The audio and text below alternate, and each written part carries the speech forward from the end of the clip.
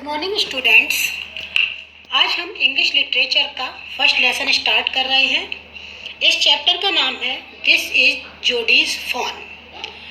अब आपको मैं पहले थोड़ी सी इस चैप्टर की समरी बता दे रही हूँ जिससे आपको पढ़ने में इजी रहेगा। इसकी राइटर हैं मार्जोरी किन्नन रॉलिंग्स। अब जो ये स्टोरी है ये एक जोडी है। जोडी एक लड़का है, उसके फादर हैं, इसमें मदर हैं, और जो स्टोरी है स्पेशली डो और एक फोन के बारे में है। एक बार जोडी के फादर फॉरेस्ट में जाते हैं, उनको एक स्नेक काट लेता है। रेटल स्नेक का बिट होता है, तो उसके ट्रीटमेंट के लिए उन्हें एक डो की ज़रूरत होती है। डो आप जानते हैं, जो डियर होता है, हिरन होता है, उसकी फीमेल जेंडर है, फेमिनिन जेंडर है डो। तो उस डो का किसी ने बताया था कि डो का लीवर को जब वो यूज करेंगे तब उनका जो स्नेक का काटा हुआ है वो सही हो जाएगा और उनकी जान बच सकती है। तो वो डो का शिकार करते हैं, उसको मारते हैं, उसका लीवर निकाल के उसको यूज करते हैं, तब जो स्नेक का पॉइजन होता है वो खत्म हो जाता है। अब उनके साथ उनका जो बेटा है जोडी, वो भी गया हुआ था जंगल में। जब डो को वो मारते हैं तो उसका बेबी था फोन। तो जोडी को उस फोन पे बहुत ही सिंपैथी होती है और उसको वो बहुत सपने में भी उसे देखता है। तो इसी पर बेस्ड है हमारी ये स्टोरी। तो अब हम अपनी स्टोरी शुरू करते हैं। उससे पहले मैं आपको इस चैप्टर के 2 पेजेस भेज रही हूँ।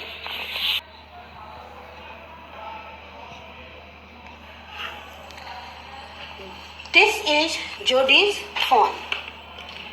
Jody allowed his thoughts to drift back to the phone. He could not keep it out of his mind. He had held it in his dreams, in his arms. He slipped from the table and went to his father's bedside. Penny lay at rest. His eyes were open and clear, but the pupils were still dark and dilated. जोडी को जो thoughts आ रहे थे और उन thoughts में phone के ऊपर उसका झुकाव था, मतलब वो फोन से बहुत ही लगाव महसूस कर रहा था। He could not keep it, वो अपने माइंड से इन सब बातों को निकाल नहीं पा रहा था। उसके सपनों में उसे ऐसा लग रहा था कि वह अपनी बाहों में से फोन को उठाए हुए है। वह अपनी टेबल से उठा और अपने पापा के पास बेड के पास जाता है। जो उसका फादर था वो रेस्ट कर रहा होता है। पेनी, उसकी आंखें खुली हुई थी, साफ दिख रहा था, लेकिन फिर भी जो उसकी आंखों की पुतलियां थी, आंखें कुछ फैली हुई थी और बड़ी बड़ी सी हो रही थी। Jody said, how are you feeling pa? अब जोडी अपने पापा से कहता है कि पा, अब आप कैसा फील कर रहे हैं? Just fine son, old death has gone thieving elsewhere, but was not it a close shape? उसके पापा कहते हैं कि अब मैं सही महसूस कर रहा हूँ और ऐसा लग रहा है पहले जैसे उसकी डेथ हो जाती, क्योंकि उसको सांप ने काटा था तो उसकी डेथ हो सकती थी। अब उस डेथ को किसी और ने चुरा लिया है। बट वॉज नॉट इट अ क्या, लेकिन क्या ये एक बहुत बाल नहीं बचा है? वो अपने बेटे से इस टाइप का डिस्कस कर रहा था। बेटा कहता है आई एग्री, हाँ मैं सहमत हूँ। Penny said, I am proud of you boy, The way you kept your head and did what was needed. पेनी कहता है कि बेटा मुझे तुम पर बहुत प्राउड है और तुम मेरे साथ, मतलब जब मुझे जरूरत थी उस डिफिकल्ट सिचुएशन में तुम मेरे साथ रहे। पा, यस सन, हाँ बेटा। Pa, do you recollect the doe and the fawn? अब जो बेटा कहता है कि पा, क्या आपको डो और उसके फोन का याद है? I can never forget them, the poor doe saved me, that's certain. उसके पापा कहते हैं कि हाँ मैं उस डो को, उस फोन को कभी भी नहीं भूल सकता हूँ, उन दोनों को, क्योंकि बेचारी डो ने तो मेरी जान बचाई है। Pa, the fawn may be out there yet, it might be hungry and very scared. अब जोडी कहता है कि पा, जो फोन है वो अपनी माँ के बिना, डो के बिना जंगल में अकेला होगा, भूखा होगा और बहुत ही डरा हुआ होगा। आई सपोज सो, पा कहते हैं मैं भी ऐसा मानता हूँ। Pa, I am a big boy now and don't need to drink milk. Why don't I go and see if I can find the phone? जोडी कहता है कि पा, अब मैं बहुत बड़ा हो चुका हूँ और मुझे मिल्की की कोई जरूरत नहीं है। क्यों ना मैं जंगल में जाके देखूं और उस फोन को ढूंढूं, एंड ब्रिंग इट हियर, और उसे यहाँ ले आऊं, एंड रेज इट, और उसे मतलब अपने बाहों में उठाऊं। पेनी ले क्वाइट, उसके पापा चुपचाप लेटे हुए हैं, स्टारिंग एट द सीलिंग, और वो छत को देख रहे हैं। छत को, वैसे छत को रूफ कहते हैं, लेकिन जो छत का नीचे का पार्ट होता है जहां पर हम लोगों के घरों में फैन लटके होते हैं, उसको हम सीलिंग बोलते हैं। Boy, you have got me hemmed in. अब वो पापा कहते हैं कि बेटा, तुमने मुझे ऐसी मुश्किल में डाल दिया कि ना तो मैं ना कह सकता हूँ और ना हाँ कह सकता हूँ। It won't take much to raise it pa, it will soon start eating leaves and acorns. Jody कहता है कि पापा, अब वो उसको ज्यादा टाइम नहीं लगेगा, मैं ऐसे यहाँ ले आऊंगा तो वो जल्दी ही लीव्स खाना शुरू कर देगा और एकॉर्न्स मीन्स ब्राउन नट्स खाना शुरू कर देगा। You are smarter than boys of your age. पापा कहते हैं कि तुम अपनी एज के लड़कों से ज्यादा स्मार्ट हो। We took its mother and it was not to blame. हाँ, हमने इसकी मदर को हम लेके आए थे और उसका लिवर हमने यूज किया था, जैसे कि मैंने अभी आपको बताया था, तो उसकी माँ का जो दोष है वो भी मिट जाएगा।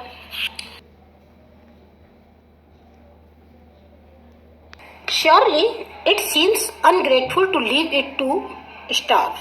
Son, I can't say no to you. I never thought I would live to see another day. निश्चित रूप से कि हम उसको भूखा छोड़ देंगे यदि फोन को, तो वो हमारे लिए वो अनग्रेटफुल होगा। बेटा, मैं तुमसे नहीं कह सकता हूँ, और कभी मैंने ऐसा सोचा भी नहीं था कि मैं दूसरा दिन देख पाऊंगा। Can I ride back with mill wheel and see if I can find it. क्या मैं मिल व्हील के साथ जा सकता हूँ, घोड़े पे बैठ के, मतलब राइड करके, और उसको मैं ढूंढूं। ये बॉय कहता है जोडी, टेल योर माँ I said you can go. जाओ, अपनी मम्मी से कह दो कि मैं तुमसे कह रहा हूँ कि तुम जा सकते हो। He settled back to the table and sat down. अब वो अपनी टेबल से पहुंचता है और वहां पर बैठता है। His mother was pouring coffee for everyone. उसकी माँ कॉफी बना रही थी और वो कप में उड़ेल रही थी। ही सेड, माँ, पा says I can go bring back the phone. उसने मम्मी से कहा कि माँ, पापा कह रहे हैं कि मैं वापस वहां पर जा सकता हूँ जंगल में और फोन के पास जा सकता हूँ। She held the coffee pot in mid air. वो जो कॉफी पोर कर रही थी कप्स में, उसका जो कॉफी का पॉट था वो हवा में ही रह गया। वो हवा में ही पकड़े शॉक्ड हो गई। What phone? क्या phone? The phone belonging to the dog we killed. हाँ, जो फोन था वो उस डॉग का बच्चा था जो हमने डॉग मारी थी। We use the dog's liver to draw out the poison and save pa. हमने जो डॉग का लिवर था उसको पापा ने पॉइजन को खत्म करने में यूज कर लिया और हमने अपने पापा को बचा लिया। सी गास्प्ड, वेल फॉर पिटी सेक। फिर वो थोड़ी सी दयालु हो जाती है, पिटी आती है उसके माइंड में। Pa says it would be ungrateful to leave it to starve. पापा कहते हैं कि यदि हम उसको भूखा छोड़ देंगे, भूखा मरने के लिए छोड़ देंगे फोन को, तो ये हमारे लिए ग्रेटफुल नहीं होगा। Doctor Wilson said, doctor Wilson कहते हैं, दैट्स राइट मैम, ये सही कह रहा है ma'am. Nothing in the world comes quite free. हमें इस वर्ल्ड में, इस संसार में कुछ भी बिल्कुल फ्री में नहीं मिलता है। The boy is right and his daddy is right. तो जो लड़का कह रहा है और उसके डैडी कह रहे हैं, बिल्कुल सही कह रहे हैं। मिलव्हील सेड, अब मिलव्हील ने कहा, he can ride back with me. वो मेरे साथ राइड करके जा सकता है। I will help him find it, और मैं उसकी फोन को ढूंढने में हेल्प करूंगा। She set down the pot helplessly. उसने पॉट को बहुत ही हेल्पलेस होकर नीचे रखा। Well, if you will give it your milk, we have got nothing else to feed it. ठीक है, यदि हम उसको तुम्हारे हिस्से का दूध दे देंगे तो उसको और किसी चीज की फीड करने की जरूरत नहीं पड़ेगी। Millwheel said, come on boy, अरे बेटे आओ। मिलव्हील ने कहा, we have got to be get riding, और चलो हम घुड़सवारी करके उसको ढूंढने के लिए चलते हैं। माँ बैक्स्टर आस्क्ड एंसियसली। उसकी माँ ने चिंतित होकर पूछा, you will not be gone long. तुमको ज्यादा लंबा नहीं जाना चाहिए, ज्यादा दूर तक नहीं जाना चाहिए।